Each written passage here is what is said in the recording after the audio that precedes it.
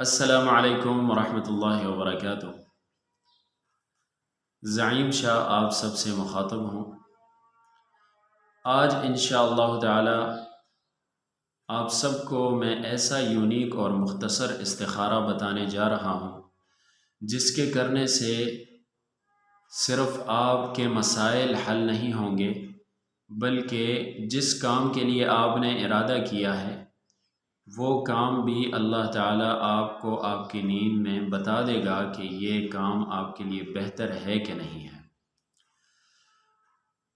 عام طریقے سے جو ہم استخارہ کرتے ہیں وہ عام لوگوں کے لیے بہت ہی زیادہ مشکل ہو جاتا ہے، اور ان کو وہ طریقہ بھی نہیں سمجھ آتا، کیونکہ پہلے 2 رکعات نفل پڑھنا پڑتا ہے استخارے کی نیت سے، صلاۃ استخارہ، پھر آخر میں وہ دعا کرنی پڑتی ہے، اور وہ دعا بھی لمبی ہوتی ہے، اگر کسی کے پاس نہ ہو تو پھر بھی مسئلہ ہو جاتا ہے، اور وہ دعا بھی لمبی ہے۔ پھر اس میں 2 الفاظ ایسے ہیں کہ وہیں پر آپ نے اپنے کام کے خیر اور شر کے بارے میں تصور کرنا ہے، تو یہ ساری چیزیں ذرا مشکل ہو جاتی ہیں۔ تو آج میں انشاءاللہ تعالی آپ کو ایسا مختصر اور یونیک طریقہ بتاؤں گا کہ جو مجرب بھی ہے، اور محدث تھانوی رحمہ اللہ کا جو ہے وہ آزمایا ہوا مجرب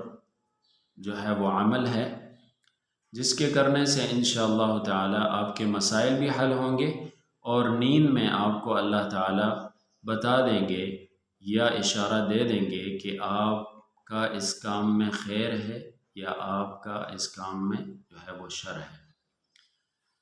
تو آئیے شروع کرتے ہیں۔ وہ طریقہ کیسا ہے؟ طریقہ بہت ہی مختصر ہے۔ آپ نے جب عشاء کی نماز پڑھ لی تو عشاء کی نماز پڑھنے کے بعد مکمل نوافل اور وتر پڑھنے کے بعد آپ نے جب سونے کا ارادہ کیا تو سونے سے پہلے آپ نے باوضو الرحیم لکھ لینا ہے۔